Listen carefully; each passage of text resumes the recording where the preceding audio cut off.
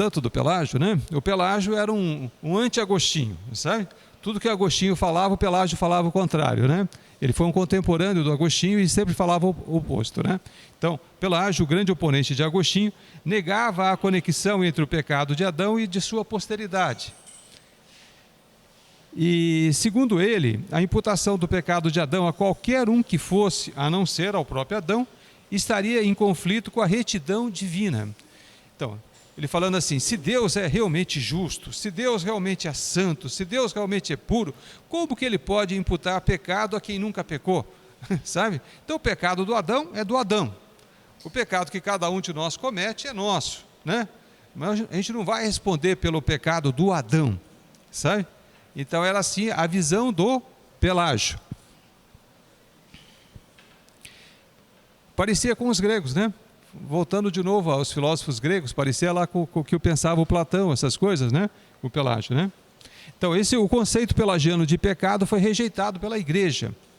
E o pensamento dos escolásticos, em geral, seguia as linhas indicadas por Agostinho. Então, o maior representante dos escolásticos é o nosso Tomás de Aquino, né? Tomás de Aquino, dos escolásticos e tal. Então, ele seguiu aquilo que o Agostinho já falava, sabe? Então, o Tomás de Aquino assinalou que a raça humana constitui um só organismo. Portanto, se uma parte peca, todo o corpo peca. É o nosso conceito atual, que persiste até hoje. Aquilo que o Agostinho falava, os pais da igreja, né, falavam, quase todos, não todos, né, como a gente já viu, né? O Tertuliano, por exemplo, afirmava, depois o Agostinho falava, e o Tomás de Aquino fala, e é o que nós falamos até hoje. Por exemplo, nós somos um corpo, e somos um com Adão. Quando ele pecou, foi transmitido para todos nós essa natureza pecaminosa. É hereditário, sabe? Então, quando nós nascemos, e nós nascemos como fazendo parte daquele corpo original do Adão, então nós nascemos já com essa natureza pecaminosa dentro de nós. Então, esse é o conceito que permanece até hoje. É assim que a igreja reformada, né, do qual nós fazemos parte, ela acredita até hoje, sabe? Então, após a reforma, de acordo com Lutero, somos todos culpados perante Deus por causa do pecado herdado de Adão e que reside em nós. Calvino fala num tom um tanto semelhante. Quer dizer, nesse ponto não existe diferença muito grande entre os calvinistas e os luteranos. Todos nós, né, tanto aquelas igrejas, denominações e tal, correntes, né, que são mais afinadas com Lutero, quanto aquelas que são mais afinadas com Calvino, todas elas têm a mesma ideia, que o pecado é hereditário, como o irmão falou. Então, como nós somos um com Adão, todos nós somos pecadores. Mas sempre tem o mais. Vamos lá pegar o outro ponto, né? Os socianos, os arminianos rejeitam a ideia da imputação do pecado de Adão a toda a raça humana. Parece o Pelágio, parece os gregos, entendeu? Então, esse conflito, vocês podem reparar que sempre existiu em todas as épocas, né? E, finalmente, agora na teologia liberal, que é a mais moderna de todas, né? Aquela que é baseada a teoria da evolução, né? A teologia liberal, né? Que Jesus até esse tempo atrás falou, né? Jesus, ele nos trouxe. Na teologia liberal, a doutrina da transmissão do pecado de Adão à sua posteridade é inteiramente desacreditada. Eles não creem nisso, né? Segundo item, vamos falar sobre a universalidade do pecado. Universalidade do pecado. Poucos se inclinarão a negar a presença do mal no coração humano. Mas há muitas divergências contra a natureza desse mal e quanto ao modo como se originou. Todo mundo, pode ser o pessoal da teologia liberal, pode ser quem for, todo mundo olha para o mundo e vê que tem alguma coisa de muito errada nesse mundo, que existe maldade no mundo, certo? Então o mundo está todo contaminado, todo corrompido. Então todo mundo olha e vê a mesma coisa.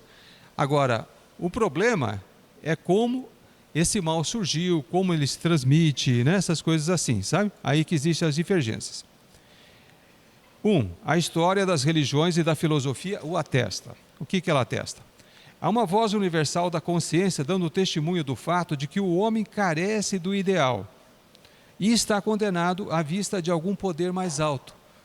Nós temos dentro de nós a nossa consciência. A nossa consciência de cada ser humano atesta que tem alguma coisa de errado com a gente. Nós estamos muito longe daquilo que seria o ideal. Nós estamos muito longe de sermos perfeitos. Sabe? Nós estamos muito longe daquilo pelo qual alguma coisa fala que nós fomos criados.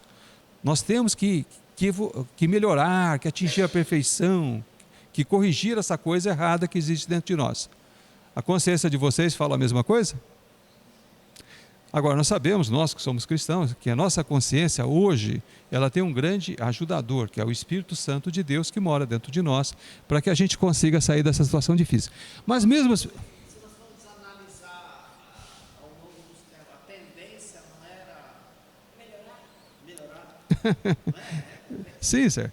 De fato, se a gente fosse dizer assim que a gente, né, que vai evoluindo, vai passando o tempo e tal, né, a gente devia evoluir no sentido positivo.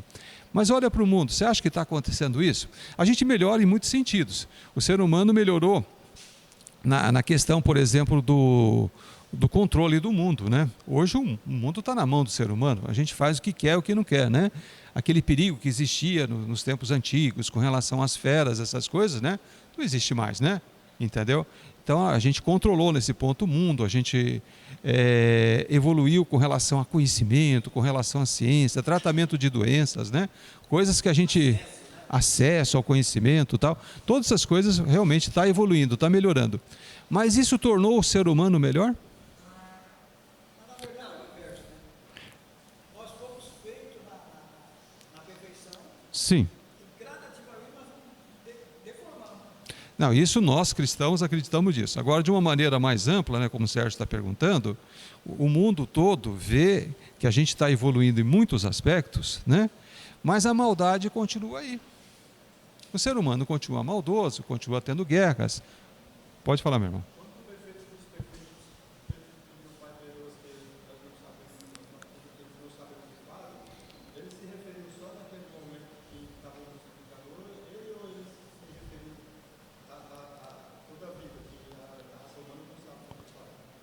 Como eu não entendi bem, meu irmão. Isso. Sim.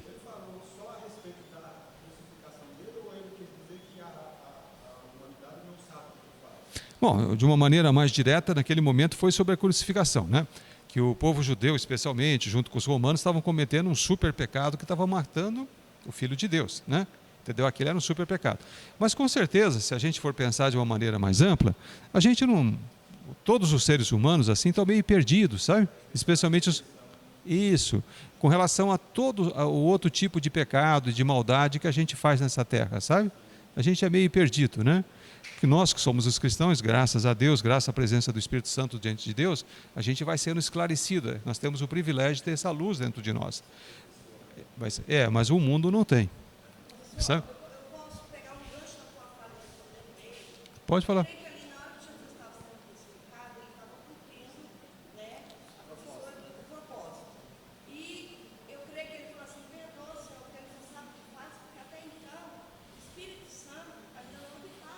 Sim, com certeza. Foi a partir dali que ele falou que iria vir o Consolador, e aí o Espírito Santo passou a habitar no ser humano. Aí sim, o Espírito Santo, eu vejo assim, eu posso até saber que eu estou errando. Certo. Quando eu estou buscando, quando eu estou orando, o Espírito Santo, ele toca em mim, e ele fala, olha, repensa aí um pouquinho, se eu for temente, eu vou corrigir. Se eu não for temente, eu vou continuar errando, sabe? Mas a partir daquele elo ali, Deus mandou o Espírito Santo justamente para isso, para nos iluminar, né? Nos orientar. Não, a irmã conseguiu explicar com mais clareza do que eu. Você entendeu, né? Perfeito. Oi, fala, Alexandre.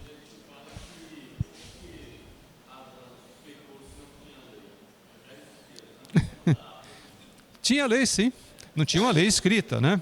Mas tinha lei. Quando Deus falou assim para ele, que ele não poderia comer daquela árvore que estava no centro do jardim, a árvore do conhecimento do bom e do mal, tinha uma lei não escrita, mas tinha uma lei, tinha uma ordem, tinha um mandamento.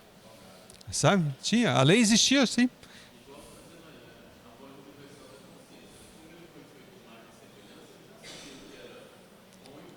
Sim, e ele sabia o que era desobedecer a Deus e não. Sabe? A lei já existia sim, mas era só esse mandamento. Então hoje, segundo a última pregação que a gente viu do Filipe, são 613 os mandamentos, né? Foi o número que ele deu para nós, né? Eu não sabia até então o número exato, sabia que era mais de 600. Mas são 613 os mandamentos que estão escritos na lei, no Antigo Testamento, sabe? Mas naquele tempo tinha um único mandamento: não coma da árvore do bem e do mal, aquela que está no centro do jardim, certo? E ele comeu.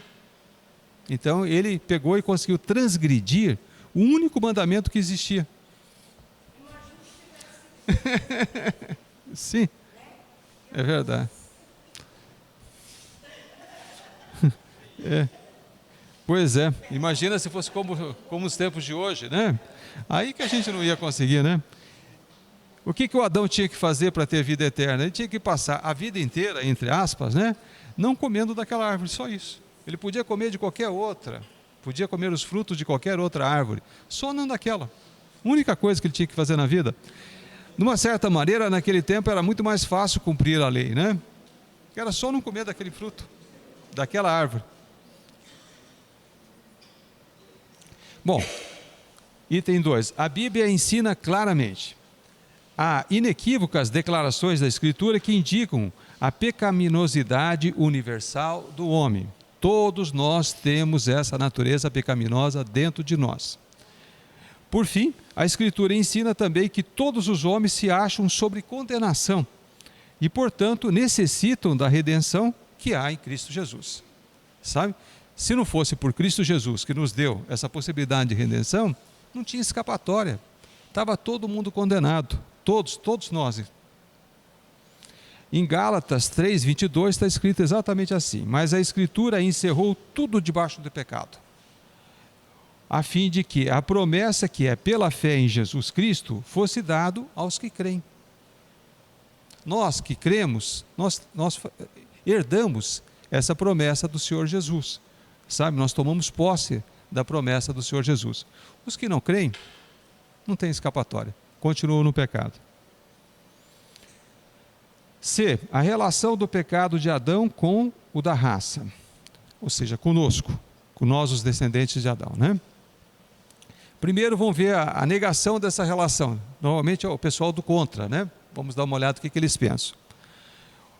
Os pelagianos e os socianos negam absolutamente, não tem relação alguma, conforme nós falamos agora há pouco. Para eles não existe relação alguma. Adão era Adão, nós somos nós, não tem relação, né? Os semi-pelagianos e os antigos arminianos ensinam que o homem herdou a incapacidade natural de Adão, mas não é responsável por essa incapacidade. C. A teoria da nova escola, New Haven, ensina que o homem nasce com uma tendência inerente para pecar, em virtude da qual sua preferência moral é invariavelmente errada. D. A teologia da crise acentua a solidariedade do pecado na raça humana, mas nega a origem em Adão. Ou seja, são muitas as teorias, né? Muitas coisas falam, muitas coisas falham. Agora vamos para o capítulo 4, que fala o pecado na vida da raça humana. O pecado original, que nós já até estudamos, né? Vamos dar uma recordada, na verdade, nesse tema, né? O estado e condição de pecado em que os homens nascem é designado na teologia pelo nome de peccatum originale, né? Que traduzindo é o pecado original. 1. Porque é derivado da raiz original da raça humana, porque é derivado de Adão, porque é derivado de Eva, né? 2. Porque está presente na vida de todo e qualquer indivíduo, todos nós temos dentro de nós essa natureza. 3. Porque é a raiz interna de todos os pecados concretizados que corrompem a vida do homem. Por que é que nós pecamos? Porque nós temos dentro de nós a natureza pecaminosa. Então é quase como uma coisa irresistível. A gente não consegue viver sem pecar. A natureza pecaminosa nos leva ao pecado, nos leva a pecar de novo. A gente sabe que aquilo está fazendo mal para a gente, mas a gente não resiste. E a gente acaba pecando novamente. É a natureza pecaminosa. Então, todos os pecados que cada um de nós, faz ao longo da vida, e pelo menos na minha vida foram muitos, milhares, centenas, sei lá quantos foram, né? Mas foram muitos, não foram poucos, não. Sabe? Todos eles, na verdade, eles têm a sua raiz, a sua origem naquela tendência, naquela natureza pecaminosa, que é a herança que nós temos do pecado original. Resenha histórica. Segundo os pais gregos, há uma corrupção física da raça humana, corrupção derivada de Adão, mas esta não constitui pecado e não envolve culpa, né? Como a gente estava falando, né?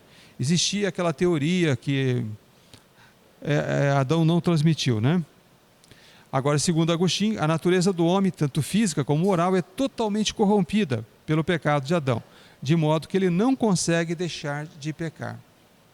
Nós somos totalmente corrompidos. E segundo Tomás de Aquino, escolástico, né? O pecado original, considerado em seu elemento material, é a concupiscência, o desejo, né? Mas considerado em seu elemento formal, é a privação da justiça original. Quando Adão pecou, ele foi privado da justiça original que ele foi formado em Deus, né? Que Deus formou ele com a sua justiça original. Mas quando ele pecou, ele perdeu essa noção, ele perdeu essa capacidade da justiça original. E daí, e transmitiu isso para nós. Os elementos do pecado original. Nós temos no item A, a culpa original, relação que há entre o pecado e a justiça. Pecado é crime, vamos dizer assim. E quem comete um crime tem que sofrer os efeitos da justiça. Corrupção original, a ausência da justiça original e a presença do mal positivo. Dentro de nós existe esse mal positivo, essa tendência. E a depravação original. O pecado original e a liberdade humana. Depois que a gente pecou, a gente perdeu a liberdade?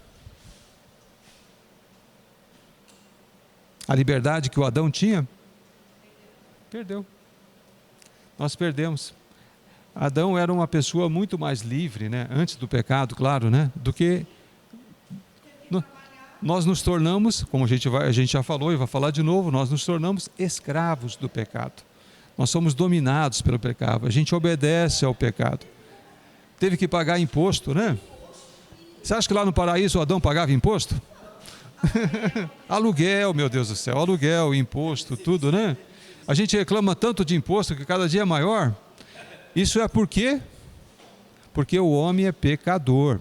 Se o homem não fosse pecador, se vivesse no paraíso, não estava pagando imposto, minha gente. Diz que tem duas coisas assim, que são, vamos dizer assim, que a gente não consegue escapar no mundo de jeito nenhum. Da morte e dos impostos.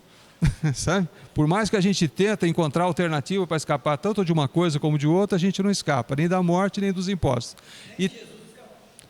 Nem Jesus, porque Jesus era humano. Quando ele passou aqui pela terra, ele passou pela morte e teve que pagar imposto. Até Jesus teve que pagar imposto, sabe? Sendo o dono da terra, sendo aquele que fez a terra, fez todo o universo, e ele teve que pagar imposto, certo? Então, quando vocês verem aumentando a carga tributária, que tanto se fala por aí, né? É porque nós somos escravos. Nós não somos livres, nós somos escravos, nós pagamos imposto, sabe? E nós morremos. E lá no céu? Vocês vão pagar imposto para morar lá? Será que Deus vai cobrar imposto da gente? Lá no céu? Lá no céu não tem imposto, minha gente. No reino de Deus não se paga imposto, nós somos filhos, nós somos isentos. Lá não é nem 5%, nem 10%, nem 20%, não tem imposto, sabe? Então a gente vai passar por esse processo pela morte, vai ressuscitar em Cristo Jesus, vai vir na glória com o Senhor, e lá não tem nem morte e nem imposto. Maravilha, né? Mas não sejam muito apressados, tem que terminar a obra aqui, né, para depois morar nesse lugar maravilhoso, né? Então nós temos ainda algumas coisas para fazer no mundo antes de para esse local maravilhoso que não se paga imposto mais. Então, eu sei que nesse mundo a gente é escravo, mas lá a gente não vai ser, não vai pagar nem imposto e nem vai morrer, sabe? Então, o pecado original é a liberdade humana. O pecado também envolve a perda parcial da liberdade, ou daquilo que geralmente se chama libera-arbítrio, ou livre-arbítrio, vontade livre. O homem conserva a razão, consciência e liberdade de escolha, mas o homem perdeu a sua liberdade material. Perdemos ou não perdemos? Perdemos. Isto é, o poder racional de determinar o procedimento rumo ao bem supremo que esteja em harmonia com a constituição moral original de sua natureza. O pecador é escravo do pecado e não tem a menor possibilidade de tomar direção oposta. A gente vai, enquanto a gente estiver nesse mundo, a gente vai estar sujeito a essas coisas. Entra governo, sai governo, né? Eu fiquei muito contente com o governo anterior porque reduziu um pouquinho os impostos, né? Mas mal mudou o governo e aumentou tudo de novo, sabe? Mas não é que acabou com os impostos, não, sabe? Mas eu sonho um dia ter um governo, terreno, né, que seja, né?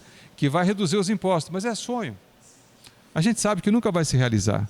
Seja lá quem for o presidente, seja lá quem for os ministros, o Paulo Guedes, seja lá quem for, mas sempre a gente vai pagar, algum imposto a gente vai pagar, sabe? Pode ser menos, pode ser mais.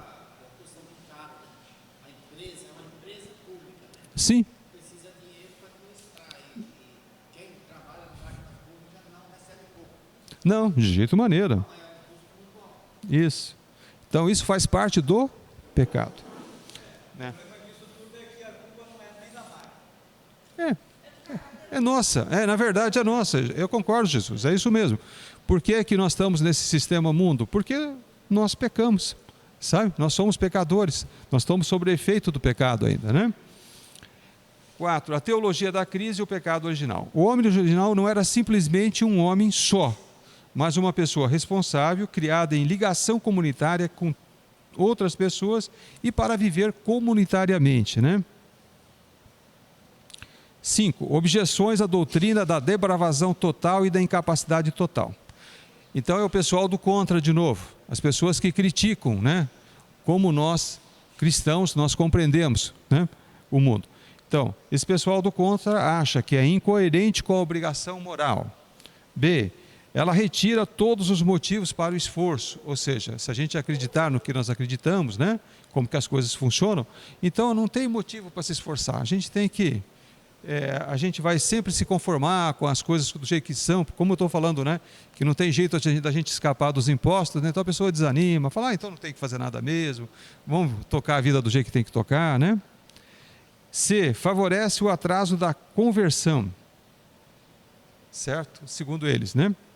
Agora vamos falar para o pecado de fato. O que é o pecado de fato? É aquele que a gente comete no dia a dia. Não é só o pecado original, é o pecado que nós todos cometemos, né? Como que é o processo? A relação entre o pecado original e o pecado de fato, né? Aos olhos de Deus, o pecado de Adão foi o pecado de todos os seus descendentes, tá? Como a gente falou. De modo que eles nascem como pecadores, isto é, num estado de culpa e numa condição corrupta. O pecado original é um. Agora, o pecado fatual, o pecado de fato, é múltiplo. É aquele que todos nós fazemos. A classificação dos pecados fatuais, né? Os católicos romanos, eles fazem uma conhecida distinção entre os pecados veniais e pecados mortais. O que é um pecado venial? Alguém já foi católico como eu? Acho que ninguém aqui, né? Mas olha, o pecado venial é um pecadinho, sabe? É aquele pecado pequenininho, uma mentirinha, uma coisinha boba, sabe? Entendeu? Você lá desviou lá 1 centavo ou 2 centavos, né, no troco, sabe? Pecado venial, picadinho, sabe? E tem os pecadões, né? Entendeu? Aqueles super pecados, aqueles que são até imperdoáveis, né? Então, pecado venial para eles é coisa muito pequenininha, facinho de perdoar, Deus perdoa fácil, sabe? Então, essa distinção entre pecados pequenininhos e pecadões, né? E pecados mortais, ela não é uma distinção bíblica, sabe? Pois, de acordo com a Escritura, todo pecado é essencialmente anomia. O que é anomia? É falta de retidão.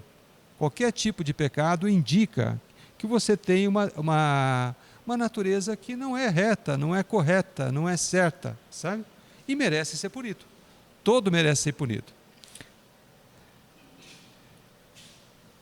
E para Deus não tem prisão, não tem pena perpétua, só existe pena de morte. Então a punição sempre é morte, Para Deus sempre é alguma forma de morte, como a gente vai falar. Agora vamos falar sobre aquele pecadão, né? O pecado imperdoável, que nós podemos cometer. Esse daí já não é o pecado do Adão. É o pecado da blasfêmia contra o Espírito Santo. Vocês já ouviram falar dele, né? Morrem de medo dele. Falar, meu Deus, será que eu blasfemei contra o Espírito Santo? Sabe? O que vai ser de mim agora, se eu cometer essa tal blasfêmia contra o Espírito Santo? O que vai ser de mim?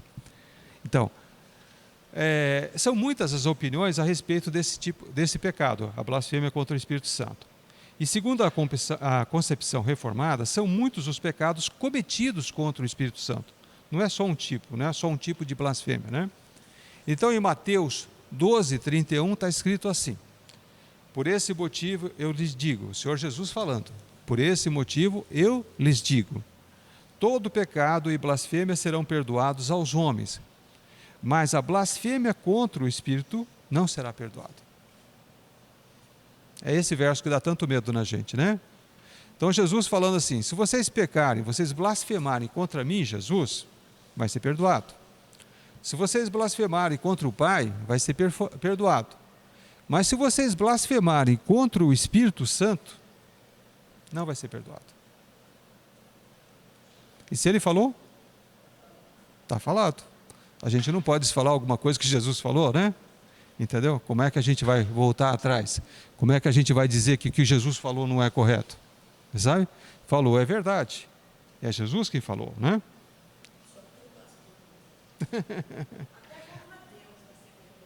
Isso, se pecar contra Jesus, vai ser perdoado. Se pecar contra Deus Pai, vai ser perdoado. Mas se pecar contra o Espírito Santo, não. Por que se pecar contra o Espírito Santo, não? Por quê?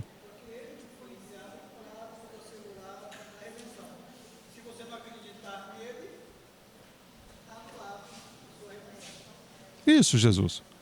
Então, vamos entender bem isso então. Olha, a resposta está na própria palavra, né?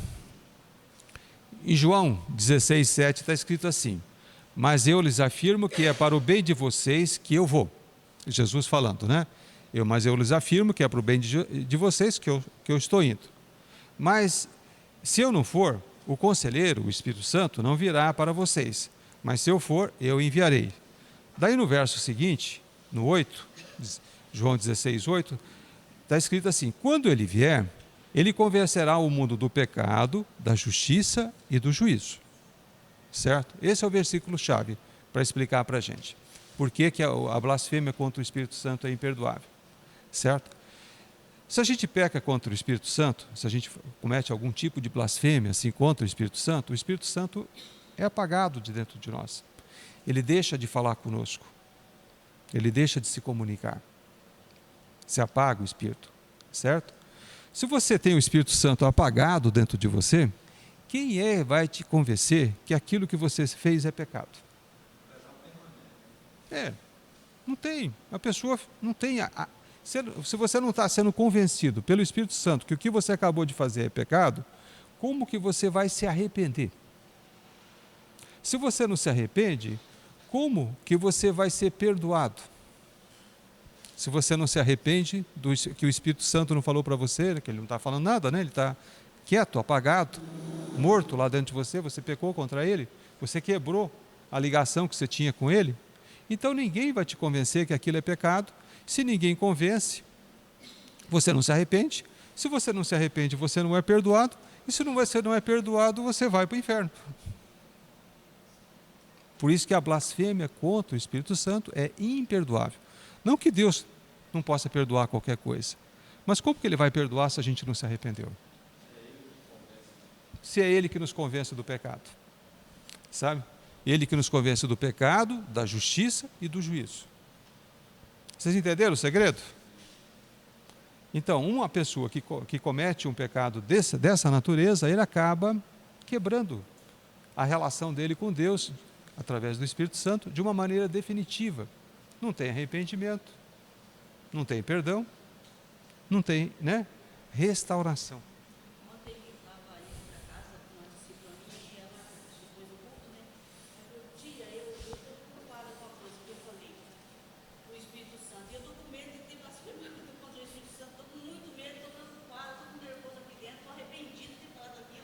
Bom, Quem que te convenceu que você está arrependida? Quem te deu esse arrependimento?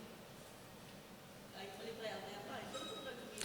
Então não tem nem com a Espírito Santo. Se ele estava convencendo que ela estava arrependida. isso. Essa é a chave, então.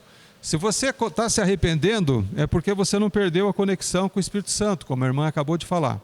Se você não perdeu a conexão com o Espírito Santo, você pode se arrepender, pedir perdão e vai ser perdoado. Sabe? Entendeu? A maior prova de que você vai ser perdoado é porque você está arrependido. Sabe? E que o Espírito Santo, graças a Deus, não foi embora, né? Não foi apagado, né? Ele está lá. Mas eu já vi muita gente sofrendo por causa disso, né, Lucê? Nós tivemos experiências assim, de pessoas assim, ficarem aterrorizadas, né? Que o inimigo usa muito esse verso para poder aterrorizar os cristãos, sabe? Entendeu? Nós já passamos lá, teve um jovem uma vez que foi para a nossa casa lá, 18, 19 anos de idade, mas ele foi acabado, depressivo, porque ele tinha pecado, ele tinha blasfemado contra o Espírito Santo. Daí então foi toda essa conversa, né? Você não está arrependido do que você fez? Então, se você está arrependido, você vai ser perdoado, Deus perdoa. Se você pedir perdão, Ele vai perdoar. Não tem nada que Deus não perdoe se você pedir perdão. Até assassinato, minha gente. Gente que matou gente por aí, sabe? Se a pessoa se coloca perante Deus, ora, tal, né? E Deus perdoa.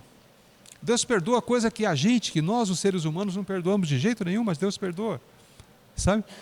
Então não tem nada que Deus não perdoe se você não tiver tocado por Ele, né? Pelo Espírito Santo de Deus, e se arrepender genuinamente. E Ele sabe quando você está se arrependendo genuinamente, né? Deus conhece o nosso coração, e você pode conseguir a remissão desse pecado. Amém? Não vão ficar mais com medo, não? Não deixe o inimigo te enganar, tá? Então, punição do pecado. É o capítulo 5 agora. Nós vamos falar a punição do pecado. Qual que é a punição do pecado? A morte. Sempre a morte, né? Positivas, né? Há punições que são resultados naturais do pecado e das quais os homens não podem escapar por serem consequências inevitáveis do pecado. Sabe? O preguiçoso cai na pobreza. Se você tem o pecado da preguiça, você vai ser o quê? Pobre. Não tem alternativa. Miserável. Vai ter que pedir bolsa disso, bolsa daquilo outro. Vai ter que estar sempre pedindo e nunca vai poder ajudar ninguém. É isso. Você vai passar pela vida sem ajudar os outros. Coisa triste, né? Você nunca vai poder contribuir com nada. Sabe? Sim, verdade. É horrível. Todo pecado é ruim, né, meu irmão? Eu não tenho pecado bom, né? Mas esse pecado da preguiça, particularmente para mim, eu acho um terror, sabe? Entendeu? Acaba com aquela pessoa, acaba com os familiares, os relacionamentos, né? A pessoa tem uma vida desprezível, pobre.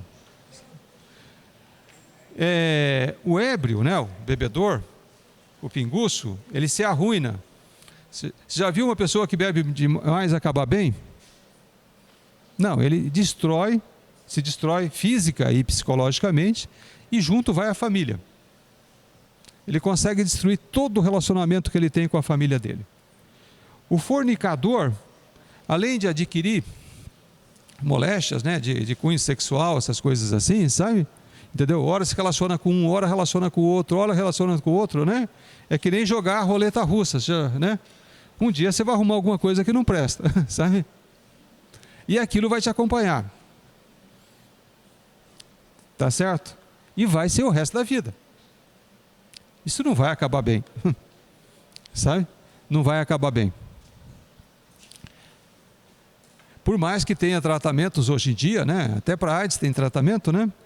Mas não vai acabar bem. Não vai dar certo. Você vai ter uma vida muito complicada.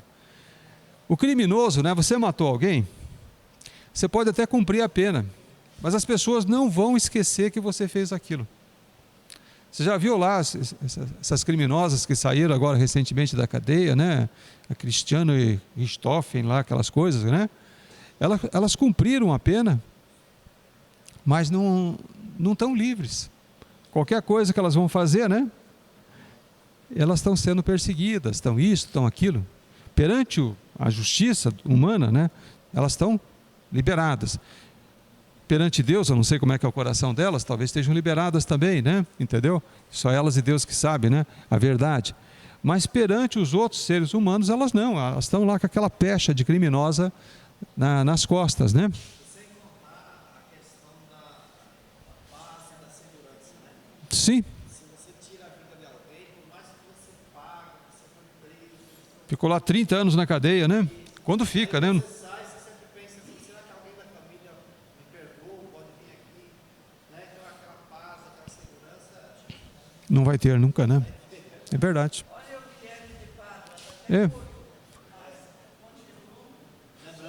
Sim, sim, até o último dia da vida dele, esse rapaz, o Guilherme de Pádua, olha, se converteu, parece que era pastor, casou de novo, tá, tentou retomar a vida dele, mas ele conseguiu? Não, ele morreu como criminoso, sabe?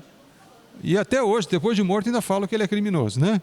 Então não tem, a pessoa fica, ele carrega sempre esse fardo, né? Quando ele comete um crime, né? Em Mateus 3,10 está escrito assim: o machado já está posto à raiz das árvores, e toda árvore que não der bom fruto será cortada e lançada ao fogo. B. A natureza e o propósito das punições. A palavra punição, ela vem do termo latino poena, né?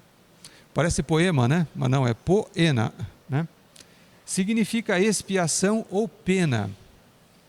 Pode ser definida como a dor ou perda infligida direta ou indiretamente pelo legislador em vindicação, em vingança, né? Vindicação, vingança, da sua justiça ultrajada pela violação da lei.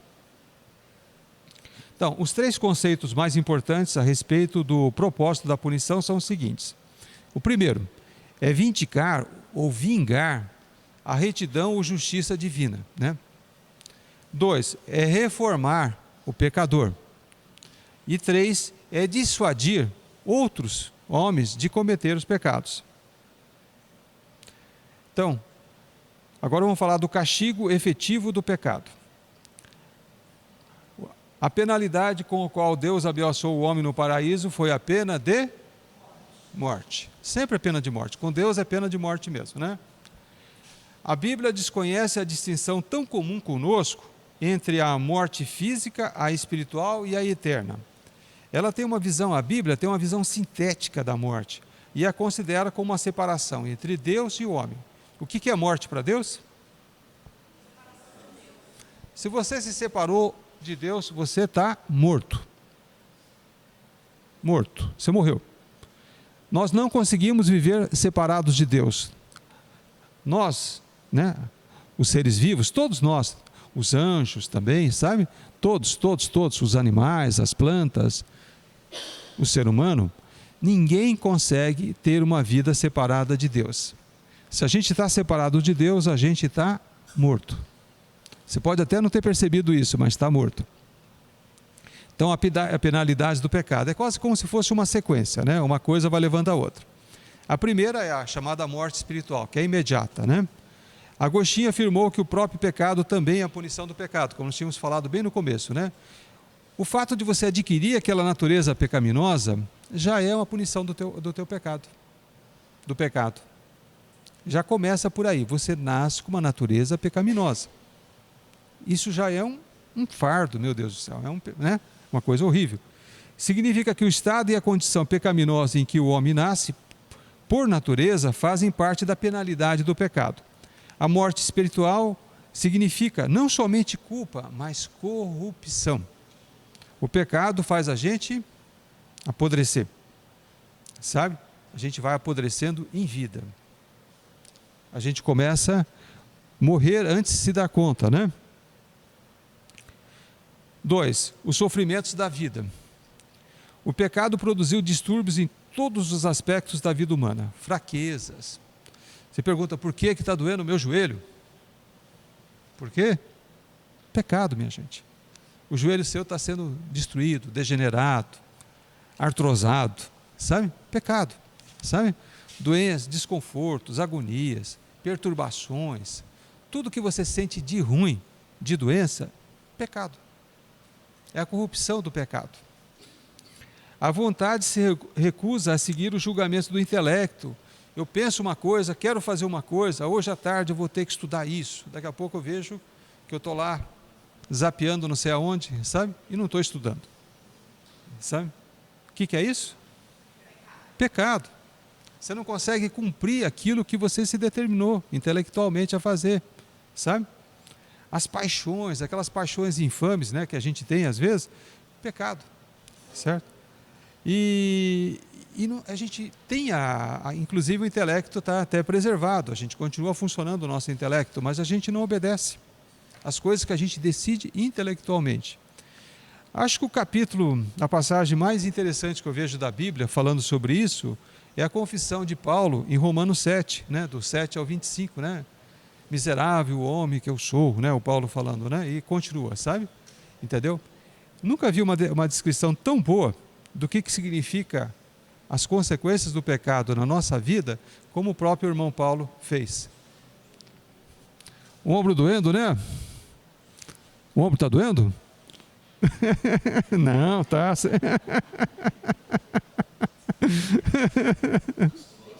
As costas que está doendo. Ah, tá certo, é as costas. Ah, tá bom.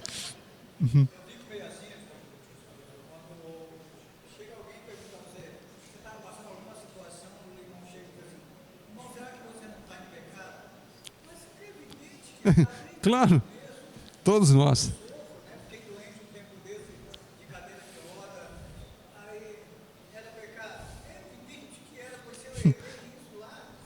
Estou sofrendo as consequências do pecado. Deus até já perdoou, já isso, já aquilo, já me arrependi, né?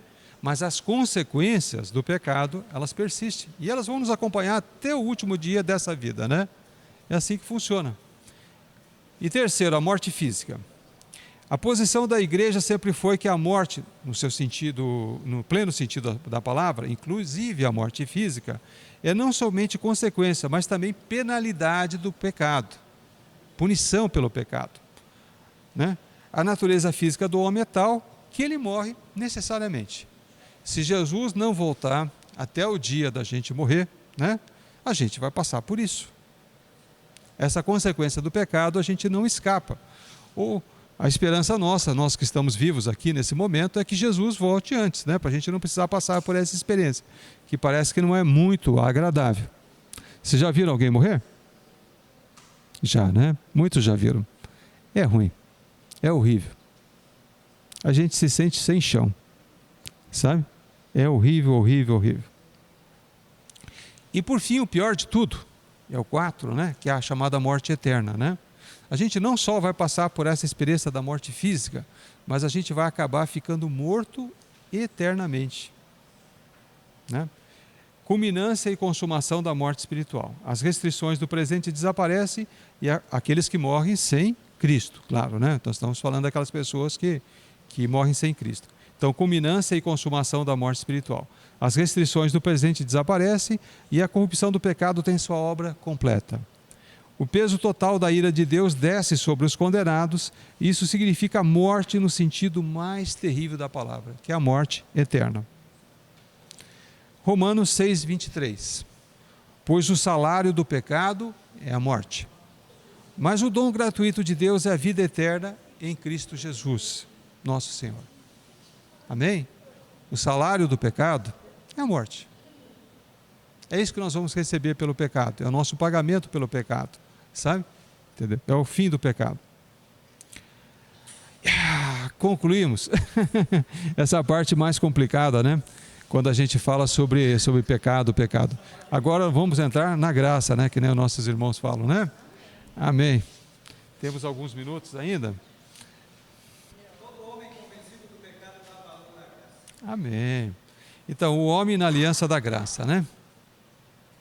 Nome e conceito da aliança. O nome. Então, no Antigo Testamento, em hebraico, a aliança, usada era a palavra berite, quer dizer, berite. A palavra pode indicar um acordo mútuo, voluntário, né? Quando duas pessoas fazem um acordo, né? E quando existe uma mútua, um acordo, né? Por exemplo, as duas pessoas entram em igualdade assim de condições, de direitos, disso, daquilo, a gente fala que é um acordo dipleurico, sabe? Os dois estão na mesma altura, os dois que vão fazer o acordo. Eu vou comprar uma coisa, o Jesus vai vender, nós fazemos um acordo, sabe? Ele vai comprar um carro, ele vai vender e tal, a gente faz aquele acordo tal, faz um contrato, compra, vende, então nós estamos em igualdade de condições, né?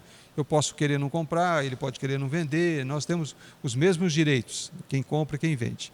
Então é um acordo dipleurico, sabe? Que duas pessoas em iguais estatura estão fazendo um acordo, né? Uma aliança, né? Mas também é uma disposição, arranjo imposta por uma parte à outra, monopleurico. Quando tem uma das partes que é muito superior à outra, então a gente fala que esse acordo não é um acordo dipleurico, de iguais, é um acordo monopleurico. Tem alguém, Deus, que está fazendo uma aliança conosco, seres humanos. Quem somos nós perante Deus? Sabe? Então ele fala, eu vou fazer um acordo com vocês, eu vou dar a vida eterna. Você fala, sim senhor, sabe? O que você vai falar? Graças a Deus, que bom que o senhor está fazendo esse acordo conosco. Mas a gente não entra, não é duas pessoas iguais que estão fazendo um acordo, uma aliança. É uma pessoa muito lá em cima e outra muito lá embaixo. Então é um acordo monopleurico. Então, naturalmente, quando Deus estabelece uma aliança com o homem, esse caráter é monopleurico. E isso daí fica muito em evidência, pois Deus e o homem não são partes iguais. Deus é o soberano que impõe as suas ordenanças e as suas criaturas. O que Deus falar, o que a gente faz? Aceita. Você não vai ficar discutindo com Deus, vai? Essa cláusula não é justa, assim não pode ser, vamos trocar a posição, eu não quero mais isso, sabe? Não, com Deus não se discute, você aceita. Ele fala e você aceita, sabe? Então, no Novo Testamento, a palavra grega usada para traduzir berite é diatek. Significa disposição, arranjo e também testamento. Então, a palavra grega mais usual para aliança é suntek, né? No grego mesmo, diz que essa palavra suntek era a palavra que era mais usada. Mas eles usavam para essa aliança especial de Deus com nós, sabe, com os seres humanos, a palavra diatek. Por quê? Porque eles queriam significar que era uma aliança monopleurica e não uma aliança dipleurica, sabe? Então, por isso que eles não usavam aquela palavra que significava acordo, aliança, a mais comum deles, que era suntek, e preferiam usar a diatek para indicar que era uma aliança monopleurica, uma aliança entre uma pessoa que era muito superior com outras que eram muito inferiores, certo? O conceito. A ideia da aliança desenvolveu-se na história antes de Deus fazer uso formal do conceito na revelação da redenção. O arquétipo de toda a vida pactual acha-se no ser trinitário de Deus. Quando a gente pensa em aliança, a gente pensa no acordo que Deus fez com Ele mesmo, né? O acordo que existe entre o Pai, o Filho e o Espírito Santo. Essa é a aliança das alianças, é o nosso arquétipo, né? A aliança maior. Aliança que Deus tem com Ele próprio, né?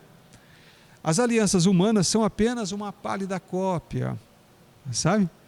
Um éctipo, né, que chama, do modelo divino. Quando a gente tem uma aliança humana, nossas com Deus, ou nós com nós mesmos, né? A gente simplesmente está fazendo uma lembrançazinha daquela super aliança, né? Que é a aliança de Deus com Ele mesmo. Na aliança das obras, o homem não podia satisfazer as exigências da aliança. Podia ou não podia? Na aliança das obras, da lei, né? Entendeu? Não podia. O homem era incapacitado por serem seus dotes naturais fracos, né? Mas na aliança da graça, ele é capacitado a satisfazê-las unicamente pela influência regeneradora e santificante do Espírito Santo.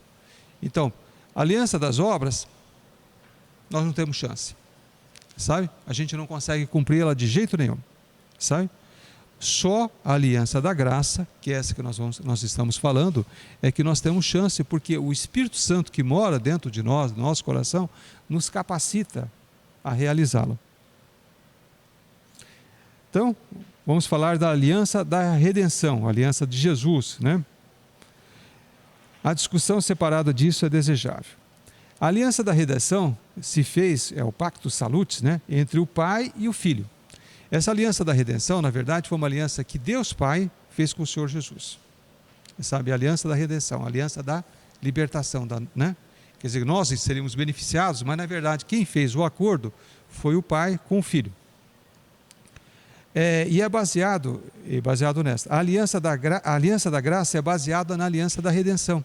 Então nós conseguimos fazer a aliança da graça porque foi cumprida essa primeira aliança que é chamada aliança da redenção, que o Deus Trino fez entre si, né?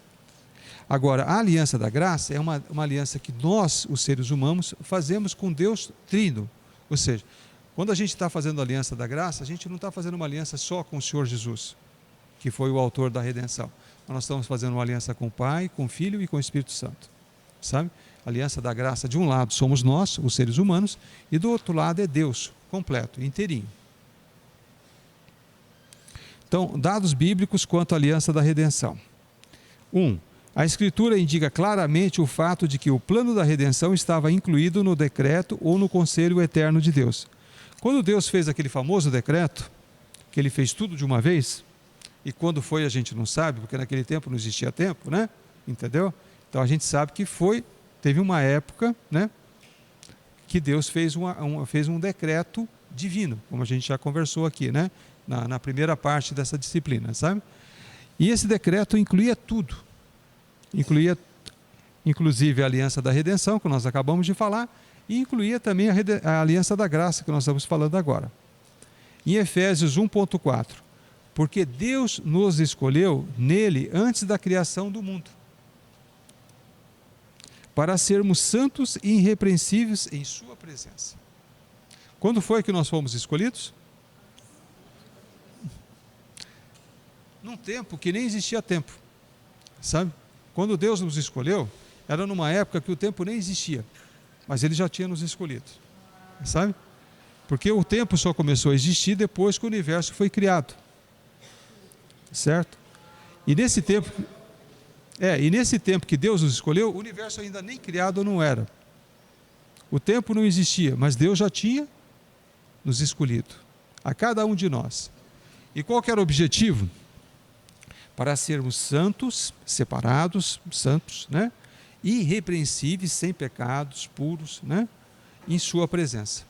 Para a gente viver eternamente na presença dEle, sermos separados de tudo, para vivermos com Ele, e sermos irrepreensíveis. Isso é impossível se Deus não nos capacitar. Só pela presença do Espírito Santo dentro de nós que nós conseguimos viver esse plano que Deus tem para nós, né? 2. Sempre temos os elementos de uma aliança, a saber, partes contratantes, promessas, condição ou condições, né? Então, Cristo Jesus fala repetidamente de uma tarefa que o Pai lhe confiou.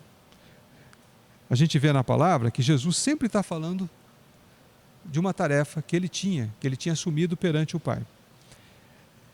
E que tarefa que era essa? Aqui, João 10,18. Ninguém a tira de mim, mas eu a dou por minha espontânea vontade. Ninguém tira o que de Jesus? A vida. Quando ele morreu, não é porque ele não tinha opção. Ele tinha opção. Ele podia não ter morrido, sabe? Então ele morreu porque ele quis. Por obediência, para cumprir o plano que ele tinha com o Pai, certo? Então ninguém a tira de mim, mas eu a dou por minha espontânea vontade, porque eu quero, certo? Tenho autoridade para dá-la, para dar a minha vida e retomá-la. Também tenho autoridade para tomar a minha vida de volta. Essa ordem eu recebi do meu Pai. Ou seja, eu estou só passando por esse processo de passar pela morte e pela ressurreição, porque eu tenho um acordo, eu tenho uma aliança, eu tenho um pacto com meu Pai. É Jesus falando. E ele cumpriu, claro, de uma maneira perfeita, aquilo que foi determinado. Então, o Filho na aliança da redenção. A posição oficial de Cristo nessa aliança, né? A posição de Cristo na aliança da redenção é duplo, né? Em primeiro lugar, ele é o penhor. Ele é a garantia, né? O penhor. Em segundo, ele é o fiador. A primeira posição, penhor, é condicional. A segunda, o fiador, é incondicional. Então, o caráter dessa aliança assumida por Cristo. Para Cristo foi cumprir a aliança das obras. Então, Cristo fez aquilo que o ser humano não podia fazer, que era cumprir a aliança das obras. Aquilo que o Adão devia ter feito e não fez. Sabe? Mesmo quando existia só um mandamento, o Adão não foi capaz de cumprir esse único mandamento. Sabe? Ele não fez. O homem, né, nós então, totalmente impossível, pecadores, corrompidos, né, degradados, aí que a gente não ia cumprir de jeito nenhum, como nunca ninguém cumpriu, né? Então, para o homem pecador foi cumprir a aliança da graça. Qual que é o nosso papel nessa história toda? Aceitar o que já estava feito, sabe? Muito fácil, né? E que depende do cumprimento da aliança das obras de Cristo. Claro, a aliança da graça depende da aliança das obras cumprida pelo Senhor Jesus. Então, requisitos e promessas na aliança da redenção. Requisitos: o filho é o fiador e chefe do seu povo. É o último Adão, ou o segundo Adão, né? Então, Jesus passou a ocupar aquela posição do Adão. Particularidades: que ele assumisse a natureza humana, nascendo de uma mulher, que ele, como filho de Deus e superior à lei, se colocasse debaixo da lei, sabe? Ele não precisava cumprir a lei, filho de Deus, mas ele se colocou voluntariamente, né? E que ele, depois de merecer o perdão dos pecados e a vida eterna para os seus, aplicasse a este os frutos dos seus méritos, o perdão completo e a renovação das suas vidas pela poderosa operação do Espírito Santo. Então, as promessas são as promessas do Pai para o Filho, que o Pai prepararia um corpo para o Filho, que o Pai dotaria o Filho dos necessários dons e graças para a realização da sua tarefa. C, que o Pai apoiaria o Filho na realização de sua obra, livrá-lo-ia do poder da morte, habilitando-o, assim, a destruir os domínios de Satanás e a estabelecer o reino de Deus. E D, que o Pai capacitaria o Filho e enviaria o Espírito Santo à formação desse corpo espiritual, do qual nós fazemos parte, graças a ele, né? E E, que o Pai daria ao Filho numerosa semente em recompensa por sua obra consumada. F, que o Pai comissionaria o Filho, delegando-lhe todo o poder, no céu e na terra, para o governo do mundo e da igreja. Amém? E nós somos beneficiários de tudo isso. Em Mateus 28:18, está assim escrito: então Jesus aproximou-se deles e disse: foi-me dado toda a autoridade nos céus e na terra.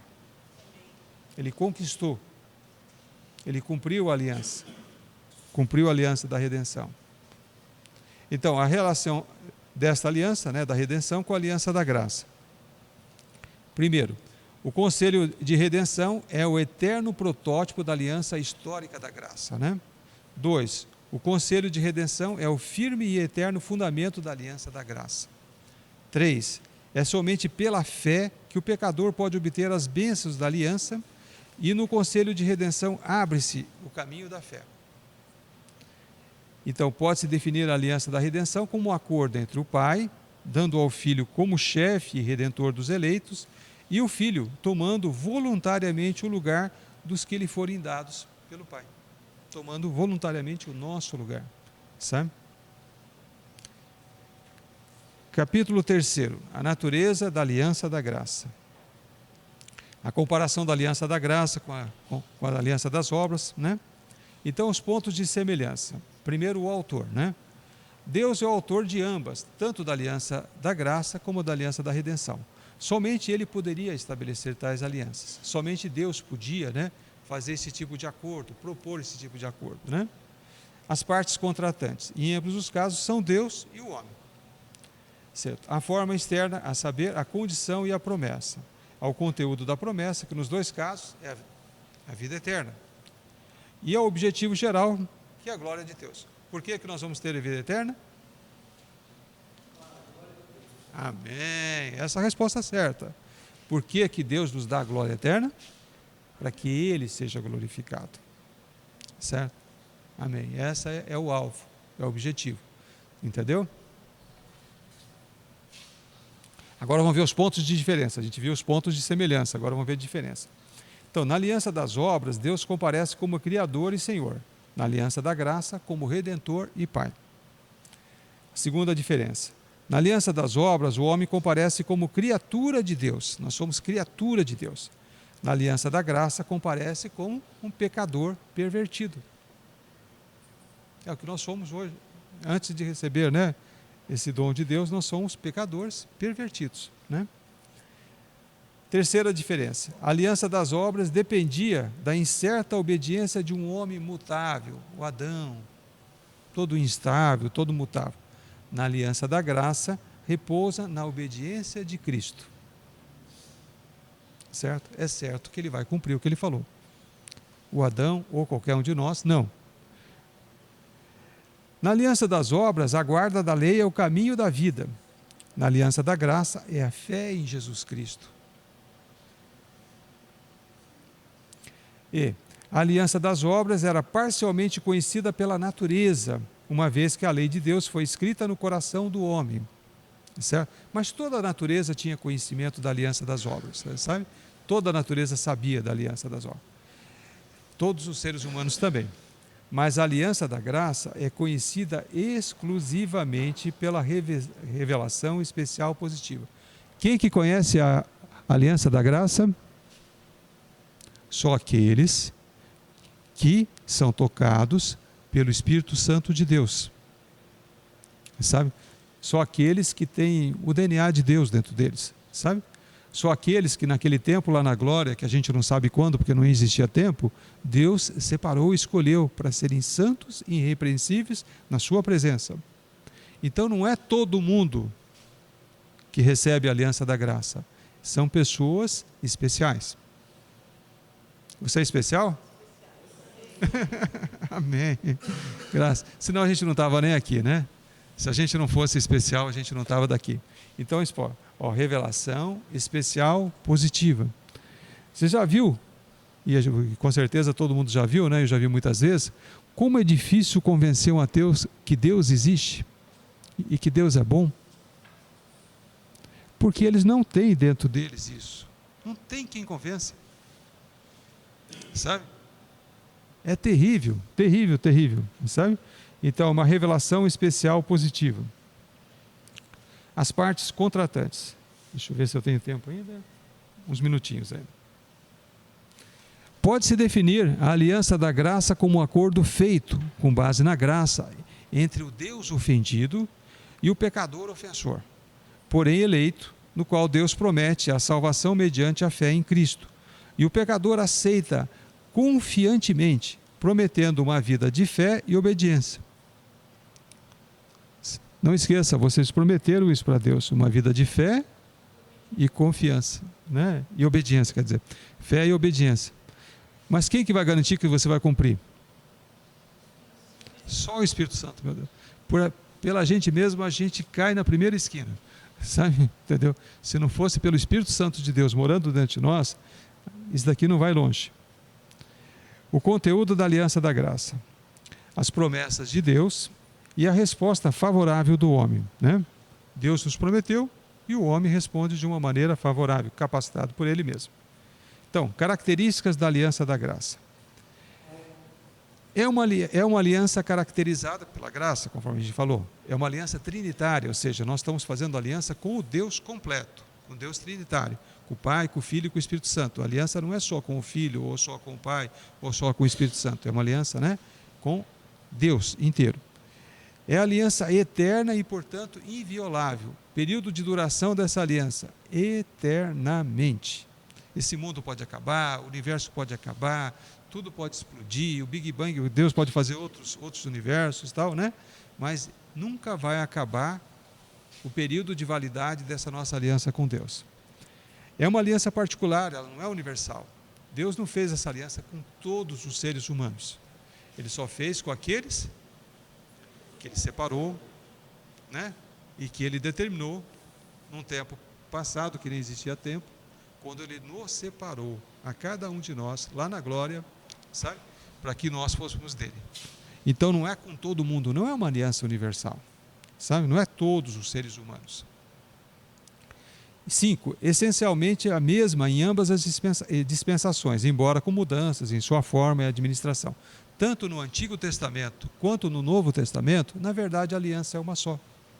A aliança da graça é uma só. Se a gente for a fundo, né? A mesma aliança que ele fez lá com o Abraão, né? É a aliança que ele fez conosco, a aliança da graça, sabe? Relação de Cristo com a aliança da graça. Cristo é apresentado na Escritura como o mediador da aliança. O mediador, sem ele, não tem aliança da graça. Ele é o mediador. É através dele que a aliança é feita. Então, diferentes dispensações da aliança. Agora nós vamos falar um pouquinho do conceito de dispensação, né? Então, o conceito dispensacionalista. Uma dispensação é um período de tempo durante o qual o homem é provado quanto à obediência a alguma revelação específica da vontade de Deus. Isso é uma dispensação. Então, tem quem divida em 7 dispensações, desde que o homem surgiu aqui na face da terra até hoje, né? Então, tem a dispensação, a primeira foi a dispensação da inocência, lá no paraíso, depois a dispensação da consciência, né? A partir do momento que o homem comeu do fruto proibido, se tornou consciente, né? A dispensação do governo humano, a dispensação da promessa, a 5ª dispensação da lei, depois a dispensação da graça, como nós falamos, e por fim a dispensação do milênio, aquela que seria a próxima. Há outros teólogos que falam que só vai ter 3 dispensações, né? Irineu, lá desde o começo, lá dos primórdios, já falava isso, né? Então, a primeira para Irineu era as leis escritas no coração, a segunda era a dispensação da lei como mandamento externo, lá do Sinai, e a terceira para Irineu era a lei estabelecida no coração pelo Espírito Santo. Esse tal de Coceio aqui, que é outro teólogo, ele via só 3 dispensações. Era a primeira o antilegem, né, que era antes da lei, o segundo o sublegem, sobre a lei, e o postlegem, após a lei. É muito parecida com a anterior, né? Mas, segundo nós, vamos dizer assim, os cristãos reformados, na verdade só existiam 2 dispensações, né? Só existem 2. A do Antigo Testamento e a do Novo Testamento, sabe?